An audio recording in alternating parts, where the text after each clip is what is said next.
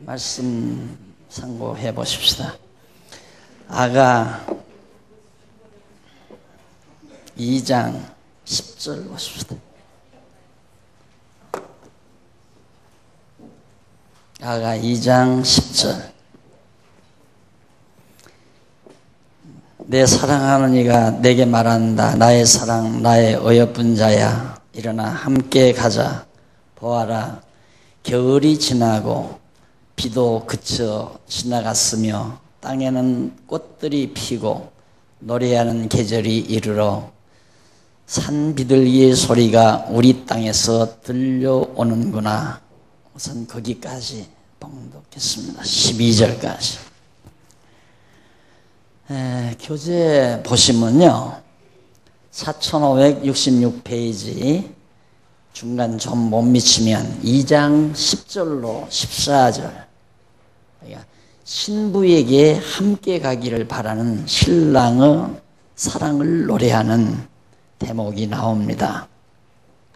그러니까 신부에게 함께 가기를 바라는 신랑의 사랑을 노래하는 것. 신랑이 신부에게 함께 가자고 그렇게 소원하는 신랑의 사랑, 그걸 노래하는 내용이라는 얘기죠. 근데 그 가운데서 10절로 13절은 그 밑에서 7째 줄 나옵니다.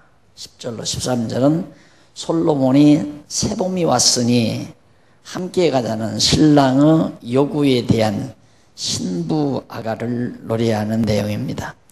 즉 솔로몬이 이 아가서를 썼기 때문에 새봄이 왔다, 지금 새로운 시대가 왔으니까 함께 가자라고 신랑의 요구에 대한 신부의 아가, 신랑이 이제 새로운 새봄을 맞아서 우리 함께가 살자라고 그렇게 요구하는, 결국 이제 청혼이죠. 쉽게 말하면 이제 결혼식을 올리자고 말하는 거나 다름이 없는 내용입니다. 그리고는 이쪽 4567페이지 중간에서 조금 지나면 14절이 나와요. 14절은 솔로몬이 위험한 곳에 있는 신부를 사모하며 아름다움을 칭찬하는 신부의 아가, 굉장히 위기에 빠져 있는 신부가 굉장히 위기에 빠져 있는데 그 신부를 굉장히 신랑이 사모하고 있다. 그것이 매우 아름다운 거죠. 그래서 그 아름다움을 칭찬하는 신부가 신랑을 굉장히 칭찬하고 자랑하는 그런 사랑의 노래가 14절에 나와요. 그러니까 10절로 13절은 이제 새 시대에 새봄을 맞았으니 가자고 자기에게 요청한 그런 신랑의 사랑을 노래하고, 14절은 역시 위험한 곳에 처해 있는 신부를 굉장히 사모하고 있는 신랑의 아름다움을 노래하는 그런 내용으로 엮어져 있다. 이미 읽어드린 대로 나오는 내용인데 이 노래의 역사적 배경이 나옵니다. 이제 67페이지, 4567페이지 하단에서 두 번째 줄 나오는데, 이 노래의 역사적 배경을 살펴보면 여호와 하나님께서는 학대가 극심한 애굽 땅에 머무르고 있는 이스라엘 자손을 잊지 아니하고 사랑해서 그들을 구원하시려고 섭리하신 내용이 출애굽기 3장에서 12장까지 나옵니다. 우리가 어려움에 처하게 되면 그렇게 생각하잖아요. 어려움에 처하게 되면 하나님이 나를 버렸는가 보다, 또 하나님이 나를 잊으셨는가 보다. 그 첫 번째 그런 아주 바보스러운 바보 중에 바보가 누구냐면 니체죠. 니체가 마귀인들이 너무 득실거리고 하나님을 믿는 자들이 너무 고통을 당하고 악한 자가 너무 잘 되는 걸 보고 하나님이 없다고 생각하죠. 아주 미련한 사람 중에 미련한 사람이죠. 그런데 하나님은 내가 아무리 곤경에 빠져 있어도 하나님은 나를 버리지 않고 있다. 그게 굉장히 우리 신앙인에게는 무엇보다도 중요하죠. 그러니까 인류가 타락해서 구약시대 쫙 얼마나 많은 시련을 겪습니까? 이스라엘 민족들이. 그런데 예수님이 오시기는 2000년 전에 오셨죠. 그 오랜 이스라엘 역사, 아브람 때부터 예수님 오실 때까지가 한 2000년 역사인데 2000년 동안 하나님의 택한 백성들이 엄청 고생을 많이 합니다. 애굽에 가서 400년 고생하고 가나안 땅 들어와서 물론 광야 40년도 고생했고 가나안 땅 들어와서 겨우 한 7, 80년 다윗 왕 때하고 솔로몬 왕 때 조금 바짝 좀 형통했죠. 그리고는 또 외침을 받고 나라가 둘로 갈라져서 막 고통을 당하고 급기야는 아시리아 제국이 와서 북이스라엘을 치고 남쪽 유다는 바벨론이 와서 치고 그래서 다 망해버리고 예루살렘 성도 다 불타버리고 없어져 버리고 그런데도 하나님은 까딱도 안 합니다. 와서 구원할 생각도 안 합니다. 바벨론에 가서 70년 종살이 하는데도 하나님은 끄떡도 안 합니다. 그리고는 겨우 이제 예수님이 오시기는 2000년 전에 그때야 예수님이 오시죠. 백성들이 얼마나 기다렸어요. 바벨론의 포로로 갔다가 돌아와서 한 400~500년 동안 메시아가 오기를 그렇게 학수고대했는데 늦음막이 예수님께서 오시잖아요. 미련한 자는 그럴 때 하나님이 우리를 버렸는가 보다, 하나님이 없는가 보다, 죽었는가 보다. 니체가 하나님 죽었다고 생각하잖아요. 예수님이 오셔서 지금 한 2000년, 오신 이후 한 2000년 됐잖아요. 교회가 엄청 순환과 역경을 겪습니다. 교회사를 보면 얼마나 많은 교회들이 고통을 당하고 이 지상에 초대교회 사도들로부터 거꾸로 십자가에 못 박아 죽은 사람도 있다고 그러죠. 목배임을 당하기도 하죠. 순교당하기도 하죠. 많은 고난과 시련을 겪죠. 그리고는 이제 로만 캐토릭에 의해서 정말 교회가 완전히 타락해버리고 그리고 또 교회가 엄청 많은 시련을 겪는데도 아직도 재림하실 예수님은 오실 생각도 안 하고 있죠. 이럴 때 우리는 실망을 합니다. 예를 들면 예수 안 믿는 사람들도 저렇게 잘 사는데 예수를 모르는 사람들도 저렇게 부강하게 힘있게 세상을 지배하며 사는데 하나님이 살아계실까? 이렇게 의심할 수도 있죠. 그런데 솔로몬의 노래를 여기 살펴보면 안 잊어버렸다 이거예요. 아주 신부가 곤경에 빠져 있으니까 공경에 빠진 신부를 신랑 되는 대상이 잊어버리지 않고 이제 찾으러 온다는 얘기입니다. 찾으러. 그걸 아름다움으로 노래하고 있는 거죠. 그래서 이제 결국은 하나님께서 급기야 애굽에서 고통당하는 이스라엘 자손을 하나님은 잊지 않고 출애굽기에 보면 그 내용이 나오죠. 모세야 모세야 딱 불러요.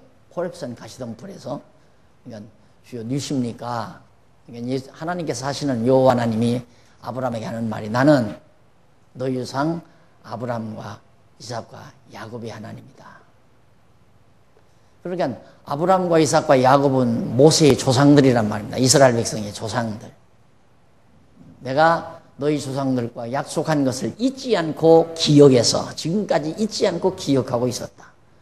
그래서 이제 약속대로 내가 너희 백성을 이끌고 약속의 땅 가나안으로 가려고 내가 찾아왔다. 너는 가서 애굽에 가서 바로 왕으로부터 너희 백성들을 이끌어내라. 그 장면이에요. 그런 장면. 그걸 솔로몬이 이렇게 아름다운 모습으로 오늘 우리에게 있어서는 이제 곧 구름 타고 오실 그리스도에 대한 모습으로 우리가 보여질 수도 있고 예수님의 초림 때도 역시 그렇게 메시아를 기다리던 이스라엘 백성들에게 급기야는 예수가 왔는데도 메시아가 왔는데도 몰라보고 메시아를 십자가에 못 박아 죽인 자가 있는가 하면 결국 하나님의 택한 백성들은 예수를 그리스도로 영접하는 그런 장면이 나오죠. 오늘 우리에게는 장차 오실 재림하실 우리의 영원한 신랑 되신 그리스도가 반드시 온다는 사실을 이러한 식기를 통해서도 확인할 수가 있는 겁니다. 지난 주일에도 말했지만 이게 소망이에요. 확실한 소망. 우리의 소망은 막연한 망상으로부터 출발하는 게 아닙니다. 사람들이 소망의 참뜻을 몰라서 그래요. 소망은 현실이나 똑같아요. 아직 시간적으로 현실화되지 않은 것뿐이지 반드시 되어지는 것이래야 소망입니다.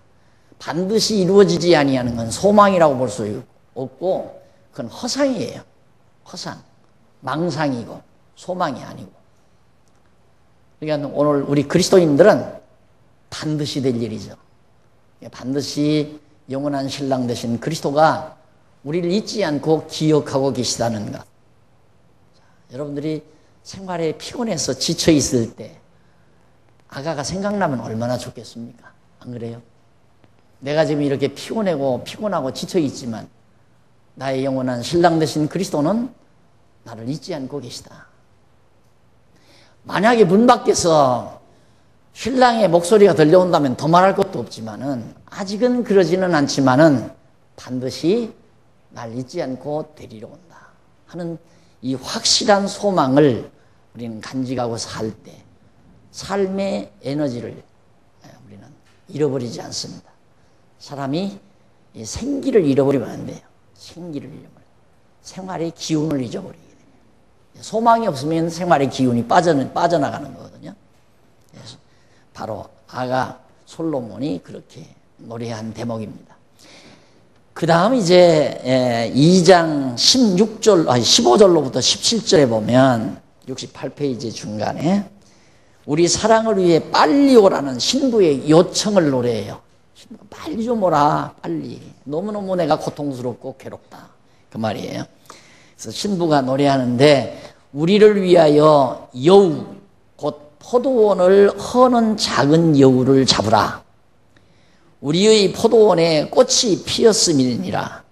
나의 사랑하는 자는 내게 속하였고 나는 그에게 속하였구나. 그가 백합화 가운데서 양떼를 먹이는구나. 나의 사랑하는 자야, 날이 기울고 그림자가 갈 때에 돌아와서 베데르 산에서 노루와 어린 사슴 같아여라 라고 노래를 부릅니다. 이게 이제 개역성경을 제가 읽었는데요. 거기 15절로 16절은 밑에서 5째 줄 나오죠. 신부가 여우를 잡으라며 신랑의 사랑에 대해 부르는 아가를 노래한 내용인데 여기서 물론 우리라는 말 밑에 2번째 중간에 나와요. 우리는 신부와 신랑을 어우르는 말입니다. 신부와 신랑을 함께 어우러서 우리라고 표현하는 말인데 신부는 함께 가자는 신랑의 요청을 받고 신랑이 이제 좀 가자. 새봄이 왔다. 그 요청을 받고 자기들의 행복을 위해 봄을 맞은 포도원을 해치는 여우를 잡으라는 요청을 한 것이 바로 솔로몬의 노래입니다.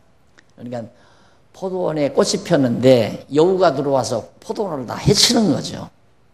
얼마나 속상하겠어요. 그런데 그러면서 신부는 자기의 사랑하는 신랑을 자기에게 속하였고 자기는 그에게 속하였다면서 신랑의 백합화 가운데서 양떼를 먹인다는 신부의 아가를 솔로몬이 노래합니다. 여기서 양떼라는 단어는 히브리 원문에 없는 것인데 백합화는 히브리 원문으로 쇼샨이라고 하여 이는 백합 또는 나팔이라는 뜻으로서 여기서는 신부의 입술을 묘사한 것으로 표현이 됩니다. 아가서 5장 13절에 바로 나팔을 백합화는 신부의 아름다운 입술을 묘사한 얘기로 나와요. 신부는 신랑과 한 몸이 되었다면서 신랑이 신부의 입술에 입맞춤을 해준다는 뜻으로 말하는 사랑의 찬가죠. 신랑의 사랑에 대한 신부의 아가 노래가 거기 소개됩니다. 뭐 물론 이 노래 역시 이스라엘 자손이 이제 모세를 통하여 하나님 여호와를 만나죠. 그래서 이제 같이 여호와의 인도, 모세의 인도를 따라서 들어오는데 이를 방해하는 이방 왕들이 많이 있었습니다. 그러니까 여우라고 하는 것은 방해꾼을 말해요. 여우. 그러니까 농장에 여우가 들어오면 농작물 다 버리죠. 그래서 여우는 물론 헤롯 왕, 바로 왕을 비롯해서 이방 나올 때 이방 나라 왕들이 얼마나 많은 방해를 많이 붙입니까? 주변 나라 왕들이. 그래서 이런 자들이 바로 이스라엘 민족의 출애굽을, 가나안 땅으로 들어가는 출애굽을 방해하고 나선다. 이게 참 우리 우리 신앙생활 해가는 과정도 많은 방해를 받죠. 그런데도 이 내용만 생각이 나면 걱정할 필요가 없잖아요. 아가만 생각이 나면. 방해한다고 해서 방해되는 게 아니에요. 필요 없어요. 아무리 방해해도 필요 없어요. 그런 일도 있잖아요. 젊은 남녀가 둘이 서로 사랑하는데 부모들이 야, 그 집안 양반집이 아니야. 너 절대 그대로 시집 못 간다. 죽기 결혼해가지고 도망가 살잖아요. 어떤 사람은 딸 죽였잖아요. 어떻게 정말 신분이 좋지 못한 남자하고 결혼을 하려고 그러냐. 반대하는 통에 아주 큰 기업주 딸이 자살해버리고 말잖아요. 못 막죠. 막을 수가 없는 거죠. 네, 상대적인 인간 사랑도 막을 수가 없는데 항차 하나님의 절대적인 사랑을 누가 방해한다고 해서 이게 방해가 되겠느냐. 그 확신이 와야 되거든요. 하나님이 나를 인도해 가시는데 어느 누구도 방해할 수가 없다. 이제 실제로 저는 이제 신앙생활하고 교회를 일을 해가면서 사람이기 때문에 그런 것들을 느낄 수 있잖아요. 일이 그렇게 왜 꼬이냐. 예를 들어서 방해꾼이 자꾸 방해를 하는구나. 이런 것도 있을 수 있는 거고. 그런데 그럴 때 생각이 안 나면 참 괴롭죠. 그 사람이 미워지고, 그 고약한 사람, 참 나쁜 사람. 완전히 배신감 느끼고, 그런 줄 몰랐는데 그렇게 운명한 데가 있었구나. 이렇게 되면 이제 내가 괴로운 거예요. 그런데 내가 경험 속에서 하는 얘기죠. 우리가 신앙생활 하면서 내가 괴롭거들랑 일단은 브레이크를 밟아라. 내가 왜 괴로울까? 내가 괴로운 것은 내가 지금 해석을 잘못해서 괴로운 거예요.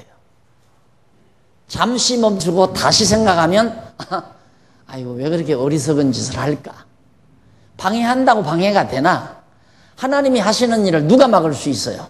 하나님이 곧게 하신 것을 사람이 굽으로 드릴 수 없고 하나님이 굽을 들여놓은 것을 인간이 곧게 할 수 없다는 것이 성경의 가르침인데 우리는 계속 그런 함정에 자주자주 빠진단 말이에요. 빠져도 2, 3분 내에 나와야 돼요. 2, 3분이 너무 빠르다면 해지기 전에는 빨리 나와야 돼요. 해지기 전에 마음이 괴롭고 미운 사람이 있고 고약스럽게 배신감 느끼고 이러거들랑 빨리 해지기 전에는 빠져나와야 돼요. 거기서. 그게 지혜로운 자죠. 이게 절대 방해 못하는 거예요. 방해하는 사람이 바보예요. 하나님의 뜻인데 방해가 되겠어요? 하나님이 이미 이렇게 가도록 정해놓은 것을 인간이 재간을 부려서 자기 어떻게 이렇게 저렇게 해보려고 그렇게 노력한다는 것은 어리석고 미련한 자들이 하는 얘기입니다. 그럼 왜 하나님이 그런 마음을 그 사람에게 주는가? 네 마음대로 안 된다는 걸 깨닫게 하기 위해서. 그러다가 자기만 어렵게 되고 고통당하게 되고 재간 부리면 안 돼요. 우리 어느 장로님이 늘 가끔가다 하시는 얘기가 있는데 교회에서는 잔꾀 부리면 안 된다. 당연한 얘기죠. 잔꾀는 안 통합니다. 하여튼 미련할 정도로 곰처럼 미련할 정도로 그냥 쑥 지치지 말고 잔꾀도 부리지 말고 안안팍 속에는 딴 생각하면서 겉으로는 딴 행동을 취하고 이게 다 잔재주거든요. 잔재주. 그런 것들이 하나님 앞에서는 안 통해요. 미련할 정도로 솔직해버리고 미련할 정도로. 저렇게 솔직해버리면 사람들이 다 이용해 먹는 천만의 말씀. 그것도 어리석은 생각이에요. 하나님이 이용 안 당하게 하면 이용 안 되는 겁니다.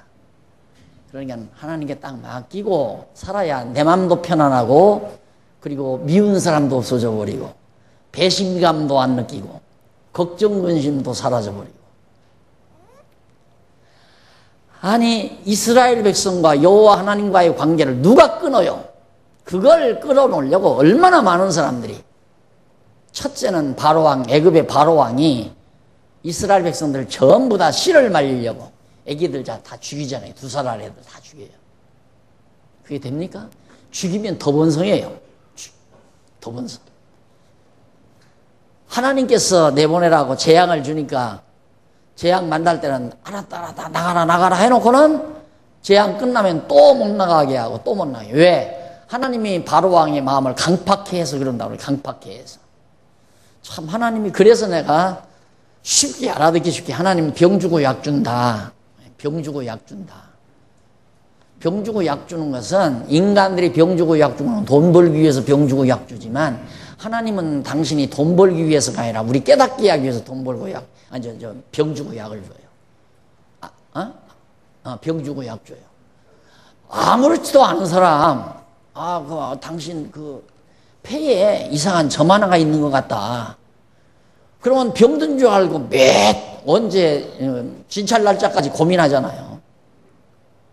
그럼 와서 뭐 사진을 찍어봐라, 이 약 먹어봐라, 막 약 먹여놓고 큰 위험성은 없는 것 같다 한마디 하면 약은 팔아먹었잖아요. 의사가 다 그러는 건 하지만 속상할 때가 참 많아요. 1년에 한 번씩인가 진단 검진 받잖아요. 거의 병 주고 약 주는 경우가 많아요. 전에는 안 그랬는데 이상합니다. 끼리마잖아요. 그냥 속시원하게 한번 사진 찍어 보십시다. 사진 찍으면 20-30만 원씩 보통 나가잖아요. 그게 병 주고 약 주는 거예요. 하나님은 그렇게 치사하게 돈 벌어 먹으려고 병 주고 약 주는 게 아니라, 우리가 너무너무 미련하니까 깨닫게 하려고 병 주고 약 준다 이 말이에요. 그래서 바로의 마음을 강팍하게 해서 못 나가게 막 방해를 붙이게 만들어요, 하나님이. 그러면 또 가서 막 사정하게 만들고 재앙을 주어서 바로왕의 마음을 거꾸로 틀어요. 그러면 나가라 또 하라고 해요. 그러기를 10번을 하잖아요. 10번을. 10재앙을 내리잖아요. 왜? 미련한 이스라엘 백성들, 여호와 하나님 앞에는 바로왕도 꼼짝 못한다는 것을 깨닫게, 저렇게 강박한 바로왕도 꼼짝 못하고 놔줄 수밖에 없다는 걸 깨닫게 하기 위해서. 그 정도 깨달았으면 나왔을 때 불평불만을 하지 말아야죠. 나왔어요. 애굽에서 딱 나왔어요. 나왔는데 홍해바다, 그것도 참 하나님도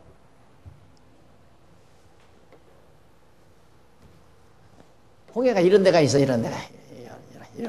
요 이름은 뭐라는 거예요. 코너로.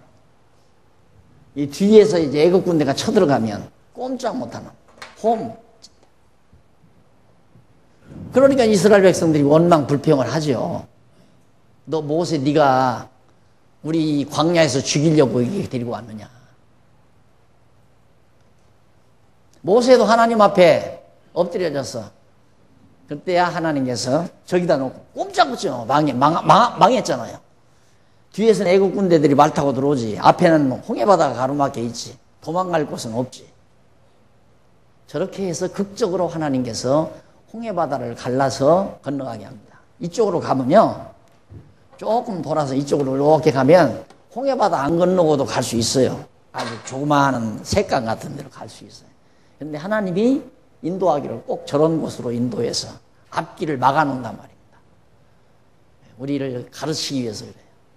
그러니까 여러분들이 세상 살다가 어려움이 부딪히거들랑, 하나님이 이 과정을 통해서 나를 좀 더 성숙시키려고 그러시는구나. 틀림없는 일이니까. 나를 막을 자는 없다. 하나님과 우리 사이를 떼놓을 사람은 없다. 그걸 솔로몬이 지금 솔로몬의 사랑을 노래하는 거예요. 솔로몬이 신부가 노래하는 것처럼 그렇게 구상해서 노래를 한 겁니다. 그리고 이제 17절에 보면 17절에 보면 솔로몬이 밤이 깊어갈 때 신랑이 속히 찾아와 사랑해 주기를 바라는 신부의 아가, 노래 중에 노래를 노래하는, 사랑의 노래를 노래하는 내용이 거기 나와 있는데, 날이 기울고 그림자가 갈 때라는 말, 밤이 깊어질 때를 말하고, 그리고 메데르란 말이 나오죠.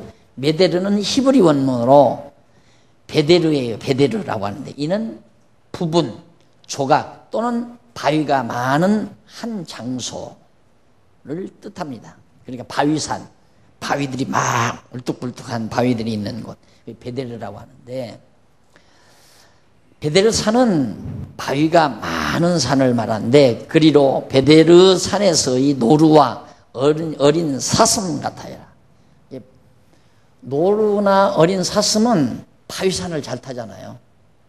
바위 막 이렇게 험한 바위도 펄쩍펄쩍 뛰어가지고 잘 달려가는 겁니다. 아무리 지금 험하고 험준한 현실이지만은 그 바위, 험준한 바위 틈으로 막 달려오는 노루와 어린 사슴처럼 빨리 와서 나를 구해달라고, 나를 좀 붙들고 가달라고, 그렇게 노래하는 그런 내용으로 지금 묘사되고 있는 거죠. 이스라엘 민족이 처해 있는 현실은 베델산과 같은 곳이에요. 아주 험준한 것, 험준한 인생, 그런 곳으로 노루나 어린 사슴이 달려오듯이 아주 잽싸게 달려와서 나를 이 험한 현실에서 구출해 달라는 사랑의 노래를 부르고 있는 겁니다. 물론 이 노래 역시 애굽 왕의 학대가 극히 심했을 때 거기서 살려달라는 그런 내용으로 나타나는 내용입니다. 그 다음 이제 3장 1절로 5절 넘어갑니다. 70페이지, 4570페이지 거기 보면 중간에 3장 1절로 5절. 헤어진 신랑과 신부가 만나서 서로 사랑함을 노래하고 있습니다. 자, 한번 3장 1절 바른 성경 봅니다. 나는 밤에 내 침상에서 마음으로 사랑하는 이를 찾았다. 내가 그를 찾았지만 만나지 못했다. 내가 일어나서 성안을 돌아다니며 거리에서나 광장에서 내가 목숨 바쳐 사랑하는 이를 찾을 것이다 하고 내가 그를 찾았으나 만나지 못하였으며 성읍을 순찰하는 자들을 만나 당신들은 내가 목숨 바쳐 사랑하는 이를 보았습니까? 그렇게 물었는데 내가 그들을 지나가자마자 내 마음으로 사랑하는 이를 만났으므로 내가 그를 붙들고 내 어미의 집 곧 나를 잉태했던 방으로 데리고 가기까지 그를 놓지 아니하였다. 그러니까 환상에 젖은 거죠. 상사병이 날 정도로 어려운 현실 속에서 밤에 빨리 좀 날 와서 붙들고 가달라. 그러나 나타나질 않아요. 그래서 성을 다 쏘다니면서 찾아도 사랑하는 남자, 신랑은 눈에 보이지 않고 잡히지도 않아요. 그래서 성중에 순찰하는 자들을 만나서 당신들 내 사랑하는 사람 못 봤습니까? 못 봤다는 거예요. 전혀 알지 못하고 있는 거예요. 근데 그 표현이 당신들은 내가 목숨 바쳐 사랑하는 이를 보았습니까? 내가 그들을 지나가자마자 못 보았다고 그러니까 그들을 그 순찰하는 사람을 지나가자마자 마음으로 자기 신랑 마음으로 보입니다. 꼭 붙들고 놓지 않는다. 나를 잉태했던 그 어미의 집, 고향 땅, 거기가 바로 가나안 땅이죠. 가나안 거기에서 이스라엘 민족이 형성되기 시작하잖아요. 그곳으로 나를 데리고 가달라.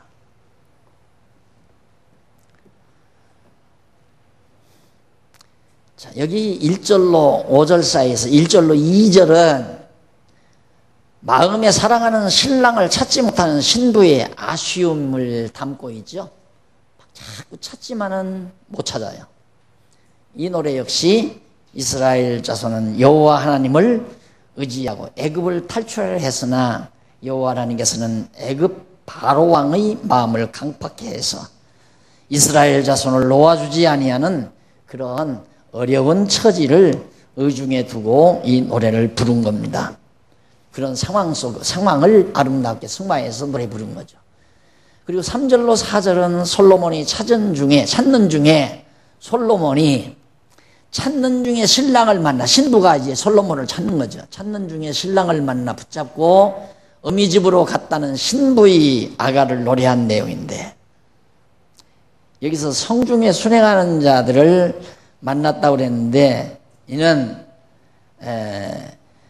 신랑을 찾지 못했으나 낙심치 아니하고 성안을 순찰하는 자들에게 신랑을 본 일이 있는지를 물어봅니다.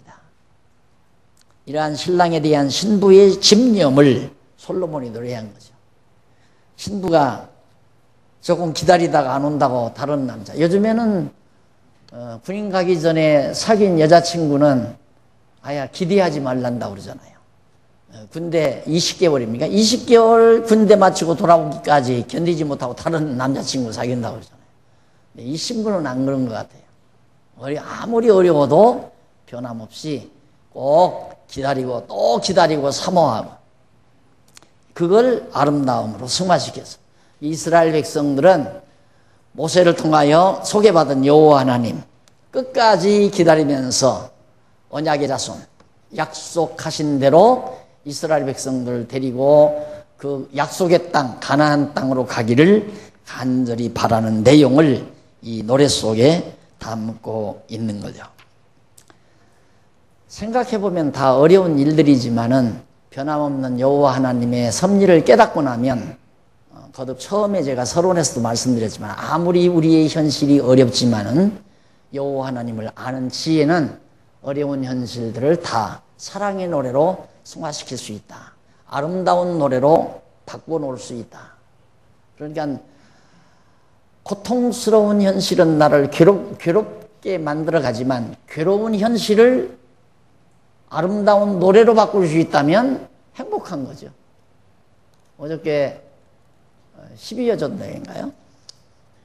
모임이 있어가지고 같이 저녁 식사 하자고 그래서 같이 따라갔는데, 그 저녁 식사 마치고 와서 행복론 연구 발표를 한다고 그러더라고요.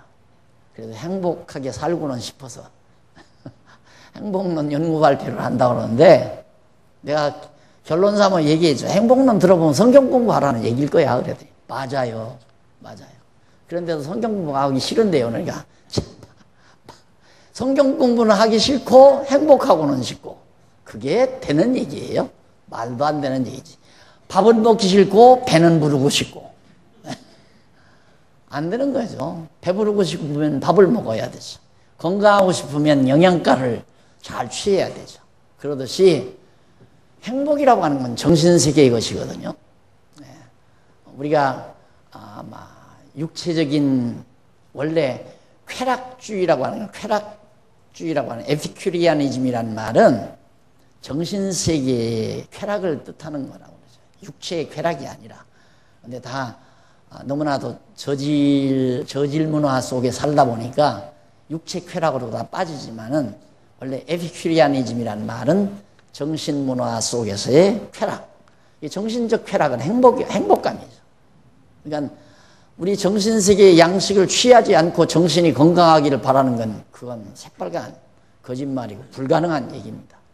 그러니까 결국 우리가 하나님의 성경 공부를 하게 되면 여호와 하나님 발견하게 되고, 여호와 하나님 발견하게 되면 역시 어떤 시련과 역경 속에서도 나를 찾으러 올 신랑에 대한 소망과 기대를 놓치지 않잖아요. 그래서 힘이 솟고 절대 좌절하지 아니하고, 그런 똑같은 얘기입니다. 자, 그 다음 이제 5절에 보면 넘어가서 72페이지 5절에 보면 위에서 5번째 줄바꾼데 보시면, 예루살렘 여자들에게 신부가 원하기 전에는 사랑의 잠을 깨우지 말라고 노래하는 겁니다. 지금 이 신부가 막 그냥 신랑을 찾다가 못 만나고 마음으로 환상에 젖은 거예요. 신랑을 만난 거예요. 꼭 신랑을 붙들고 정말 너무 행복감에 빠진 거죠. 행복감에. 이게 사실은 실제가 아니더라도 마음의 상태로. 요즘 우리 목사님 중에 한 분이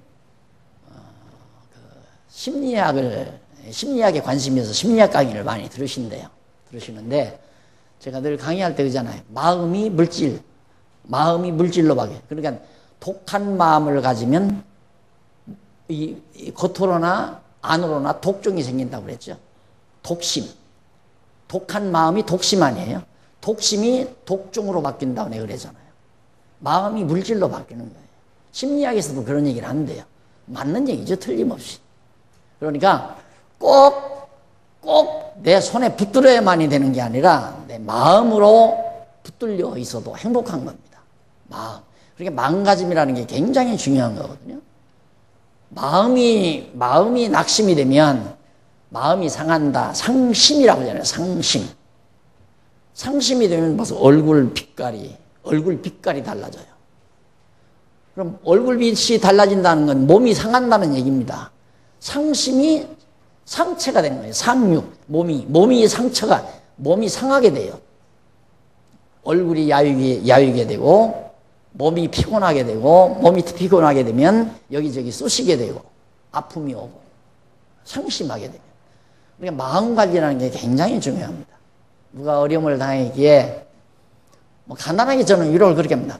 마음 관리 잘 하십시오. 그게 제일 어려운 말이거든요. 마음 관리 잘 하십시오. 하는데, 마음 관리가 그냥 되나요? 성경 공부 열심히 해서 여호와를 알아야 마음 관리가 되지. 아까도 제가 말씀드렸잖아요. 누가 배신감을 느꼈다. 괴롭죠. 그럴 수가 있나. 그만큼 믿어줬는데. 배신감, 괴롭죠. 배신감 느끼니까. 정말 믿어줬는데 그 믿음을 배신했을 때 배신감 느끼잖아요. 괴롭단 말입니다. 그런데 여호와 하나님 기억이 나면 배신감 싹 사라지잖아요. 하나님이 나를 나되게 하시려고 이런 환경을 주셨구나. 사람 믿지 말라고 하나님이 이런 과정을 주셨구나. 이렇게 되면 그냥 마음이 다 상한 마음이 사라져 버리잖아요. 여호와 하나님 모르고는 절대 안 됩니다. 절대 안 돼요. 이틀이고 사흘이고 계속 가야죠. 세상 그럴 수가 있나 그러니. 그렇게 믿었는데 그게 더 괴로운 거예요. 이 배신감이 더 괴로운 거란 말이에요. 친구를 자석같이 믿었는데 친구가 돈 떼먹고 도망가 버렸다. 돈 뗀 것도 괴롭지만 그 친구에게 당한 배신감이 더 괴로운 거예요. 근데 그런 거 여호와 하나님 알면 치료가 참 쉽죠. 마음 관리. 그러니까 여러분 보약 잡수려고 하지 말고 몸이 약해지거들랑 내가 마음 관리를 제대로 하고 있나부터 먼저 정리를 해보십시오. 진짜예요. 마음 관리 잘 하셔야 하는데 마음 관리는 안 된다니까. 성경 모르면 마음 관리 안 돼요. 절대 안 돼요. 성격을 알아야 되지. 그러니까 행복론 공부 안 해봐도 결론은 성경 공부 열심히 해서 여호와 하나님 알라. 그거죠. 여기도 지금 이 신부도 결국은 신랑에 대한 사랑을 마음속에서 만났는데 신랑을 마음으로 만났는데 너무 행복하니까 제발 좀 내가 원하기 전에는 사랑의 잠, 지금 내가 사랑하는 남자와 사랑의 깊은 단잠에 들었는데 제발 좀 방해하지 말아달라. 나 이렇게 행복하게 시간을 보내고 싶다. 이런 얘기예요. 그러니까 우리는 꼭 뭐 손에 잡아야 되는 것도 아니고 내가 체감으로 느껴야만이 아니라 마음으로라도 얼마든지 행복하게 기쁨으로 이렇게 살아갈 수 있는 그게 첫째죠. 정신세계라고 하잖아요. 보통은 정신세계. 건강한 정신에 건강한 육체 이런 것들이 경험하게 해서 그냥 하는 얘기지만 실제 원리적으로도 맞아요. 마음 상하면 몸 상하고 몸 상하면 결국은 만사가 다 귀찮아지고 포기해버리는 거 그렇게 되는 거죠. 우리는 육체가 병들면 포기하는 거 아니에요. 육체가 병들면 포기하는 게 아니라 벌써 마음으로 낙심이 되면 그때부터 포기가 들어가는 거예요. 마음으로 낙심했는데 마음이 떨어졌는데 마음이 주저앉았는데 왜 몸이 주저앉아 포기해버리는가. 마음이 그만큼 그래서 지킬 만한 것이 있을 때 내 마음을 지켜라. 왜? 생명의 근원이 이에서 남이니라. 마음에서 생명의 근원이 나온다 이 말이에요. 하나님께서 우리의 마음을 주관한다고 하는 것은 참 중요하죠. 여러분, 씨앗 있잖아요. 씨앗. 우리 인간의 생명의 씨앗도 마음입니다. 마음. 그래서 마음이 작용 안 하면 죽었다고 그러잖아요. 심장사. 죽은 심장사, 뇌사냐, 심장사냐.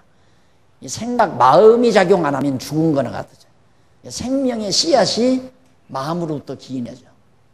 여러분, 씨알톨 있죠? 작은 씨알, 알갱이.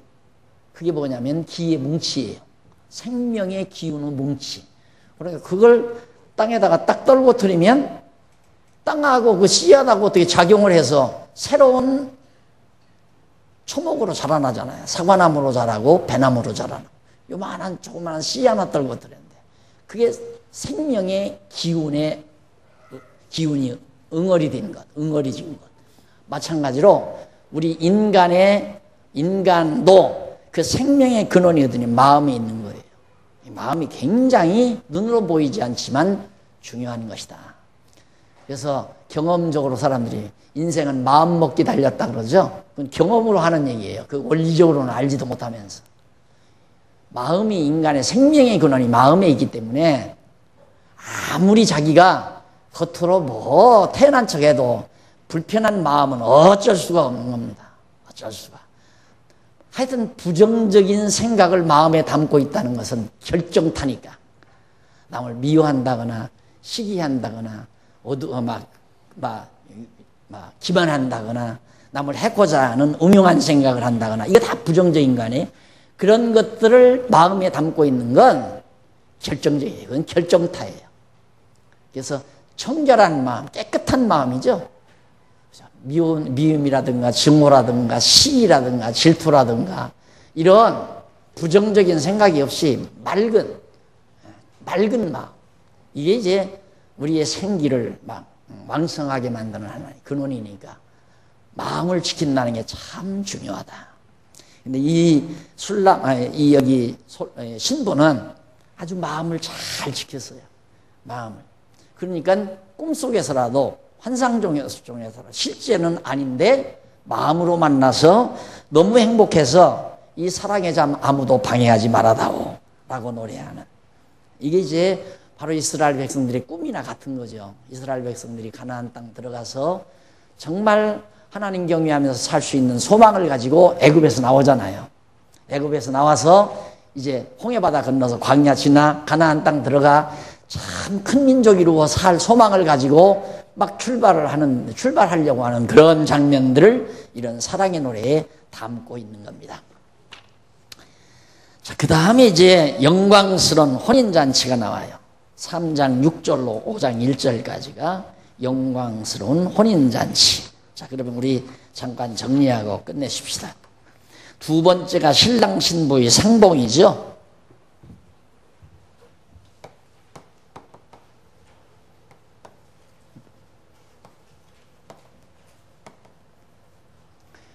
세 번째가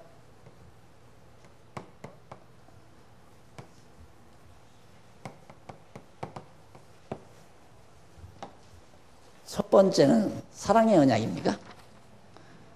네. 아니죠? 뭐야? 2번 신랑 신부의 상봉. 네. 2번째가 처음 사랑의 언약? 네.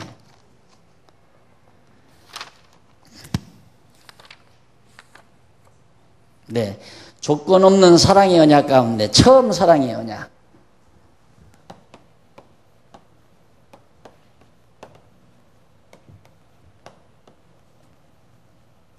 언약. 이것이 이제 조건 없는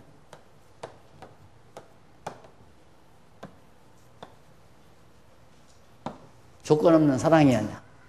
조건 없는 사랑의 언약 내용 중에 처음 사랑의 언약, 신랑 신부의 상봉, 영광스러운 혼인잔치 이런 노래들이 쭉 나타납니다. 역사적 배경은 아브라함과 하나님께서 맺은 아브라함과 이삭과 야곱과 처음 언약을 맺은 내용이 여기에 나타나 있고요. 신랑 신부의 상봉은 이제 가나안 땅, 애굽 땅에서 여호와 하나님께서 모세에게 나타나서 이스라엘 백성들을 데리고 나오려고 가나안 땅 들어가서 이제 영광스러운 혼인잔치를 하는 그런 장면으로 다음 시간에 우리 노래를